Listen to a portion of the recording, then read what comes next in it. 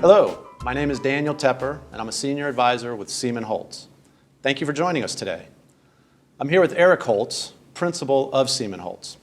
Eric, can you tell us a little bit about the format of the show today? First of all, hey Dan, how you doing? Hey, Eric. Hey everybody watching. We like the format of this show to kind of mirror what we do at our workshops and seminars that we hold in the area, but we like to talk about certain products, certain strategies, and we'll do that at the end of the show. But I always like to start with a little bit about kind of who we are, what we do, what our core philosophies are, and how we actually work with clients. So tell us a little bit about Seaman Holtz. It's a good question. Seaman Holtz was founded in 1998, and my joke for that is we were founded back in the 20th century. My freshman roommate was Marshall Seaman. We met when we were 18 years old. That was 30 years ago. So we started Seaman Holtz in 1998, where we do comprehensive post-retirement financial planning. The vast majority of our clients, about 90%, are already retired or are getting set to retire. The remaining 10% of those clients are really the children of our existing clients who actually refer the clients over to us. We have a very client-centric way that we work with clients versus products, and so I'll talk a little bit more about that here as we go along. So Eric, where can people find Seaman Holtz? Well, we have the weekly TV show, Ask the Advisor, here on Channel 6. I also run a weekly column in the Orange County Register. It's every Thursday morning on the front page of the business, so a lot of our retirees follow us on that. You can find us on www.seamanholtz.com. We have a very interactive website. All of the articles that are written in the column are uploaded to the website. You can order free reports. You can order booklets. And so we like to send people to the website. You can go check us out there. Also, we have about 14 offices in 8 different states, mostly in the retirement areas. And the local office here is in Acacia Court over by John Wayne Airport. And how does Seaman Holtz work with retirees? We work with retirees in different ways. We work with banking products, insurance products, safe money alternatives. A lot of our clients have money managed at Seaman Holtz Financial. But again, what we try to do is we focus on education and what we call basic client directions. So we work with clients based upon their financial directions. Some clients need income from their investments. The majority, however, don't. As a matter of fact, retirees, whether you're in California, Florida, almost anywhere, if you're retired, only about 25% of those retirees are actively living off of their investment return. Which is basically, I'm taking money from my investments and I'm spending it to cover my expenses. The vast majority of retirees are living on a budget provided to them by Social Security, pension. They don't have very much debt. Everything's paid for. Don't spend a lot of money, relatively conservative. So those clients, about 75%, their money, they're just parking it. They're investing it to get a better return, to have liquidity, or they're positioning it for their families as they get further along in retirement. So how we work with one is very, very different than how we work with another group of clients. Perfect examples, the 25% that they're looking for income and they're needing income to cover their expenses, we're going to be focusing on the strategies and the classes of products that are going to secure that income. For clients that aren't living off their investments, we really want to focus on liquidity, get some good yields, some relative safe, some short-term, some medium-term, some long-term, and then tax efficiency. Also, we want to make sure that everyone has a chronic illness plan, okay? And I don't care, the statistics keep getting larger and larger and larger. The most recent Medicare 2004 guidelines, their statistics say that 70% of retirees are going to need a long-term care or need help, need care before they pass away in that long-term care. Now, me personally, I'm not big on statistics. Whenever somebody says there's a certain percentage chance that this is going to happen to you, I always think, you know what, I'm the other guy. Statistics really don't apply to me. So I don't care so much about statistics, but we really do see this with our clients. And so therefore, making sure that everyone has a chronic illness plan in place, that's what really provides the peace of mind. I'll talk a little bit more about that in a minute, but just to get an idea that we work with different products based upon a client's financial direction and what their situation is. And also, when we show products on this show, we really want to make sure people understand why this product makes sense for one group of people and not so much for somebody else. And also to understand, basically that this is really achieving my financial direction. So we really focus on the education and really explaining why something works for someone. So how does Seaman Holtz work with someone once they become a client? Okay, so our normal process is we have a conversation with somebody, say this is kind of basically your financial situation, get the information, it's just a conversation, and then we'll be very clear, say this is how we see you. Okay, this is how we see somebody in your situation. Here's the kinds of important things that we emphasize, whether it's income or liquidity or yield or wealth transfer, these various financial directions. And so here's basically kind of how we would be working with somebody like you. Here's the things that we think are important over time, and then here's some of the best current options available, because that's what you have to understand. Products and economic environments change constantly. We're in a very, very crazy economic time right now. We're at low interest rates, have been for about 6 years, and interest rates may be low indefinitely, right? We have market volatility. You have the Federal Reserve stopping their bond buying, the quantitative easing. So now the economy really has to go up or down on its own merit. There's no easy money lending. So we're in a kind of volatile market environment, low interest rate, and we actually have no idea when they are going to raise interest rates. About 5-6 years ago, whenever anybody would speculate, when are interest rates going to start to go up? About 5 years ago, 4 years ago, everyone had the same answer, in about a year, in about 2 years, right? They've been saying that for 5-6 years, and with really what's going on with the Federal Reserve, there's almost no talk here recently about raising interest rates.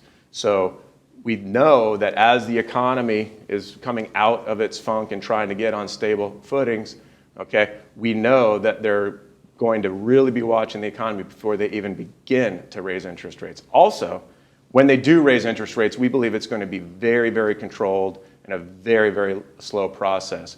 And so when we're working with clients with this market uncertainty and the interest rate environment that we're in right now, that's going to drive a lot of the kinds of options, whether somebody needs income or whether somebody's just looking to park their money. And then in the future, when interest rates do start to go up, when the economy is on better footing, then we can make moves when something better comes along. But it's very important to understand that based upon somebody's financial situation, that's what we're going to be using as the guideline as far as what classes of products make sense. And then just kind of work with the best current options available. Also, what we've noticed is there's been a tremendous amount of new products that have long-term care benefit, long-term care features built into them. So we've really been putting a focus on that, especially with what's going on with health advances. Okay, health advances keeping people alive a lot longer when they're healthy, and that's fantastic. But these health advances, medical advances, are keeping people alive a lot longer when they're sick. And we've seen that. You probably heard that, know that with your own family, but also we've seen that with our clients. So we have people, you end up in nursing homes with maybe dementia, but perfect health. Okay, still taking all the medicines, still, healthy heart, healthy body, but a very expensive long-term illness. So we're always going to be trying to build in chronic illness planning into these financial directions, into these financial products, and we're very pleased with the number of products that have come out that actually incorporate long-term care protection for free. So Eric, tell us a little about Seaman Holtz Client Service Campaign. Yeah, it's one of the things that really separates us from other organizations, and we have a formal client service campaign. When we started the company, we didn't have this. We developed this over time, actually working with clients because we were seeing the very clear ways that our own clients were running into problems or ending up in crisis. So we tailored this client service campaign directly around these areas. So we like to get in front of our clients at least quarterly, face-to-face. And it's not just to say, hey, how's it going? Did your daughter ever get that divorce finalized? Did your son ever find a job? So it's not just the social aspect, although certainly there is that. We like getting in front of our clients and just checking in on their lives. But we also want to provide value. We want to build value in our client relationships. So the 4 different topics, once a year we like to review 4 different things based upon this client service campaign. So the first one is what we call the income and expense review. That's our first meeting topic. And And what we like to do is every year, it's not your budget, okay? We know that most clients can handle their own budget just fine, all right? But what we like to do is have a forward look, a forecast to say, do you expect your income to change in the upcoming year? Do you foresee changes to your expenses, all right? So as a perfect example, recently we were doing a client review, and the client felt that they were spending about, was a widow, and she felt that she was spending about $40,000 a year because when we reviewed her expenses, she always had that number in her head. That's what she really needs to get by. But every quarter, every 6 months, she kept going to savings and taking some money out of savings because she was short.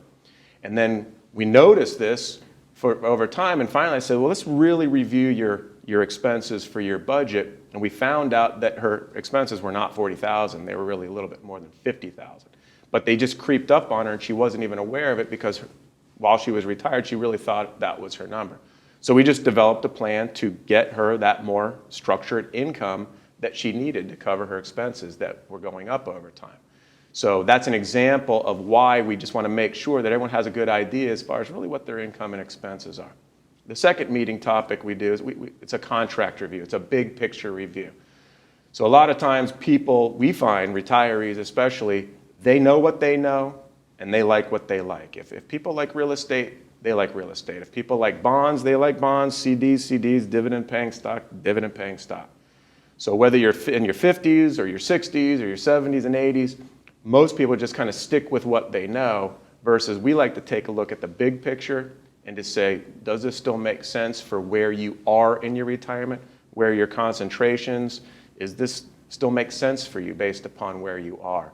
And most people really don't think about that big picture. So we try to once a year kind of have that conversation and then basically ask, are your positions that you have still relevant? And if so, can we get the same, can we get a better return with more safety? Okay? Can we have the same safety? Or can we get more return with the same safety or more safety and the same return? All right? So those are kinds of our evaluation when we do that once a year big picture contract review. The third meeting topic we do is what we call a chronic illness plan review. And at that point we say, we like to ask the question once a year, if in the upcoming year you were to get sick, have a stroke, need care, need home care, need assisted living, nursing home, what is your plan? And it's not, do you have long-term care insurance or not? Long-term care insurance is just a mechanism for funding an event if you get sick. We want clients to really have a plan. What would you do? Okay? Would you take your care at home? Is it assisted living? Is it life care facilities? Are you aware of those options? Are you aware of what the options are for receiving your care? Husbands and wives that are together, what would be the plan? How would it change if one of you were gone and now it was just the surviving spouse? So would you be closer to your children? Would you want nothing to do with your children? So making sure that people have these plans in place are exactly what provides peace of mind if something did, God forbid, happen. Okay? So again, it's very important, and again, with what we're seeing with the statistics from the 2014 Medicare guide, we want to make sure that everyone has a plan in place. Our last review is what we call the legacy document review, which basically answers the question we like to ask once a year. If you were to pass away in the upcoming year, how would you want your money to go? And based upon that, what's in your head, what's in your heart, is that properly reflected in your legacy documents, right? Most of the time when people get a trust or do their will, they think about it for 5-10 minutes, they get it done, and they almost never really think about it again. So we like to be very proactive and have this conversation once a year because people are getting married, people are getting divorced, people are born, people die. And so therefore and how you want your money to go, how you think about family and charities kind of changes over time. It's just what we've seen. So we want to make sure that there's a proactive dialogue where once a year we can review that and make sure that what you want is properly reflected in your legacy documents. And the reason we do this campaign is not only to give this peace of mind for the plans, make sure that those plans are in place, but also we want to make sure everyone is on the same page, right? Because typically in a family, husband and wife, there's usually one of the spouses making the dominant financial decisions. It's either the husband or the wife. But usually one person's making all the decisions and the other spouse is basically letting them, right? So if both husband and wife had equal say in every financial decision, we like to call them almost divorced because they're always butting heads over the different financial decisions. So typically one spouse makes the decisions, the other one lets them. Well, in our experience, the spouse that's making the dominant financial decisions, they have a tendency to go first, right? And there's a reason for this. 50, 60 years more stress than the other one had. And it's very common, we see it, it's a little bit funny, but it's true. So now you end up with somebody, the surviving spouse, that really was less sophisticated, wasn't really following this, was letting the other one do it, and now there's just unnecessary anxiety, unnecessary frustration. The children come swooping in, right? You know, they say, what's going on? Make sure everything's okay. Or what we see also, the person that was making the financial decisions, they pass away first, and now the surviving spouse, they end up getting dementia, and that's when it becomes a big mess. So making sure that people have plans in place is actually more important than where everything is. A lot of people, they'll say, well, I have an account here, and I have an account here, and I have an account here, and I have an account here. That is actually less important than making sure that we know where the income is coming from when somebody passes away, or what the chronic illness plan now is, or how my legacy, how my plans for my money after I'm gone have changed now that there's one versus two. So again, we have developed this client service campaign around these issues that we basically saw the people were leaving messes. And so we didn't, and everyone hears stories of families being disrupted and spouses having that unnecessary anxiety. So that's why we developed the campaign the way we did. So the client service campaign, what's the cost and how is Seaman Holtz compensated? It's a great question. There is no cost for the campaign. It's good business, right? Because the vast majority of our business or our revenue, over 85% comes from existing clients, not from new clients. So our existing clients value their relationship, and they're the ones that give us the business. In the world of, we work with a lot of different products. In the world of banking products, insurance products, safe money alternatives, we are paid a transactional commission from the institution that issues the product. In the world of stocks, bonds, mutual funds, at Seaman Holtz Financial is a fee-based, no commissions. So that is a discretionary fiduciary relationship. So certain products we get commissions on, certain classes of products we're fee-based on. So what's next, Eric? So what we do is we like to take a quick break, and then when we come back, we'll talk about a concept, strategy, or product, or a few products that fit one of these financial directions, either income, liquidity, wealth transfer, yield. Be right back.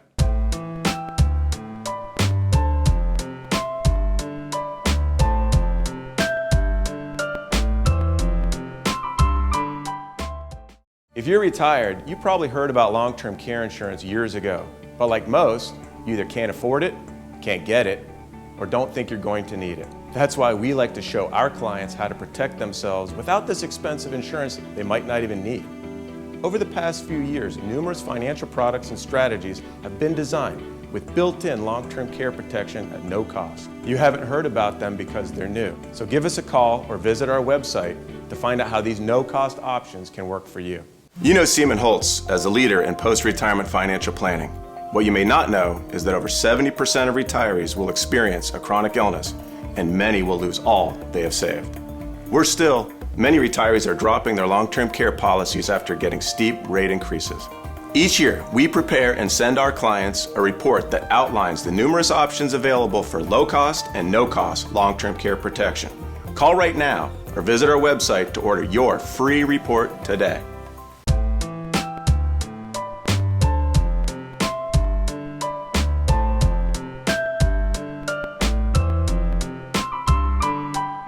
Welcome back, everybody. At this segment, we're going to start talking about some strategies, and we have one very good strategy that we've been working with clients here a lot as of late, and there's a reason for that. It has to do with the change. The Supreme Court ruled that IRAs, inherited IRAs, are not protected from creditors, okay? So your IRA is protected from creditors. If you declare bankruptcy, if you get sued, nobody can touch that. Okay, but when you pass away and that money goes now to your child or your grandchildren, the IRA, the inherited IRA, isn't protected. from creditors. So if they declared bankruptcy, if they got sued, that is an asset that could be lost. So because of that Supreme Court ruling, we have been kind of devising plans to make sure that not only that we have the IRA beneficiary now kind of go into a trust with see-through language so that it could be so it can be protected from creditors, but also then it really allowed us to really begin talking about the concept of wealth transfer with our clients, specifically as it related to IRAs. So again, big picture, and you guys, heard me talk about our financial directions, but it's really more of a wealth transfer strategy, because the IRAs, we mostly find with clients that when they get to 70 and a half and start taking and are required to take minimum distributions, they don't need it for income. Okay, the vast majority of retirees, about 75%, are really living on a budget of Social Security, pension, or they already have some very clear financial position that is their engine to fund their retirement. So by the time somebody gets to 70 and a half and has to start taking money from their IRA, they're basically taking it out of their IRA and putting it into cash or into the non-qualified asset of the same investment. So they're taking the money from the IRA and putting it somewhere else, and they just get a 1099 at the end of the year. So now that becomes an asset that will ultimately pass to your spouse and to your family because you're not living off of it. And the required minimum distribution, you're not going to come close to liquidating that asset. So that wealth transfer asset becomes very tax inefficient. So when we're talking about wealth transfer, money that you don't need for income, you can have your hands on it for the rest of your life. It can grow, but this is most likely a chunk of money that's going to pass to your family. That's where we really like to educate clients to the concept of wealth transfer. This is money you're not living off of. This is going to pass to your family. And so IRAs are a very tax inefficient asset because that money is going to pass to somebody most likely at a higher tax bracket and into a future higher tax environment. Taxes aren't going down, taxes are going up for the time being. So now we like to educate clients to strategies that can kind of help with the tax efficiency of that.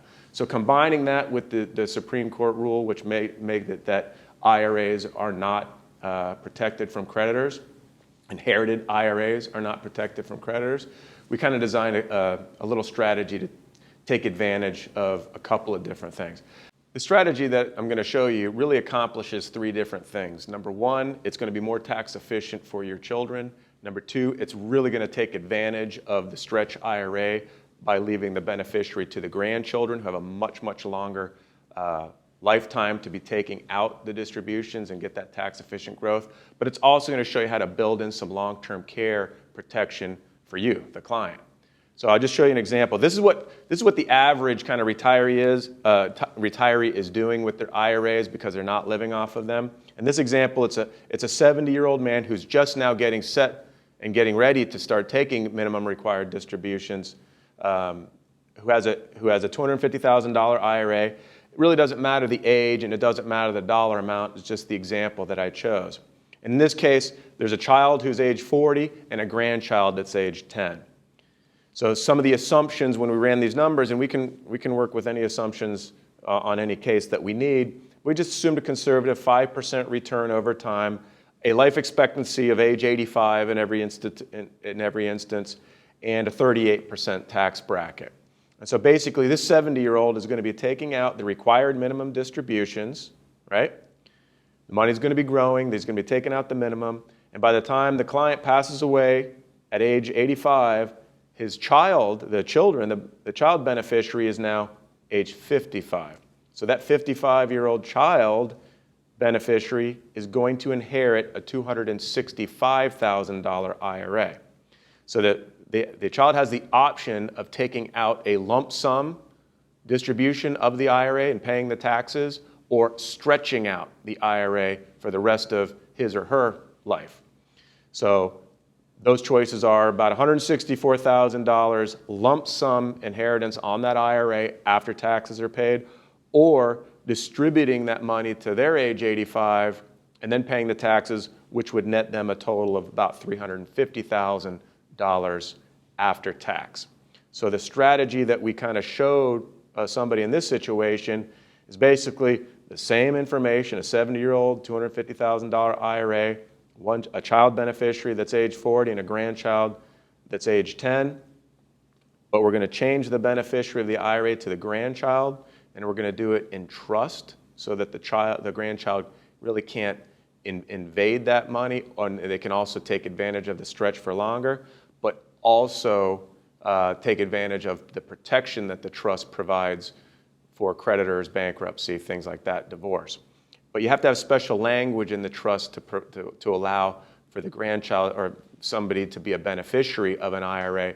It's called see-through language that maybe your trust has, maybe it doesn't, but that's going to be needed. But in concept, we're changing the beneficiary to the grandchild, and we're going to use the required minimum distributions that you have to take out anyway, and we're going to fund a life insurance policy for the benefit of your child, of your children. So this 70-year-old is going to be taking the RMDs to age 85, but we're going to use those RMDs and fund a life insurance policy. In this case, it funds a $270,000 life insurance policy. The death benefit is $270,000, but it's going to be tax-free, right? So the beneficiary of the life insurance policy is going to be your child, who at that time, who's age 55, when this client passes away, the child will inherit $270,000 in a tax-free lump sum instead of the $164,000 lump sum, which is what they were expecting to get from the original way, okay, from the original scenario.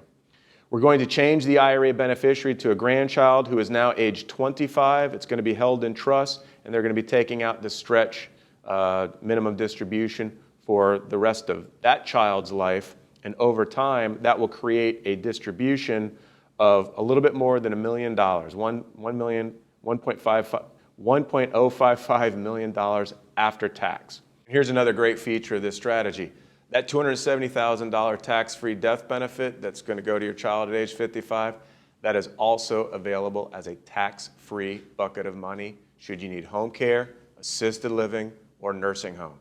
So you get tax-free death benefit for you if you get sick, tax-free death benefit to your child, and the stretch. So now you're basically taking an asset that in concept you can still get at, you can still control, you're going to be taking the minimum out, but we're really taking advantage of a stretch for a much longer time, and we're taking advantage of these required minimum distributions, creating a much larger tax-free lump sum so that you're not hurting your children by leaving the grandchildren as beneficiary. And you can always change it back and things like that, but as a concept, we really like this for assets that are not going to be, this IRA asset that's not going to be lived off of.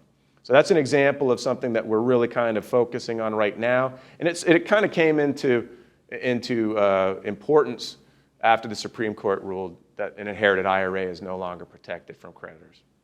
So thanks for joining us here today. We're going to talk about other strategies and other products based upon other financial directions at an upcoming show. Thanks for joining us, everybody.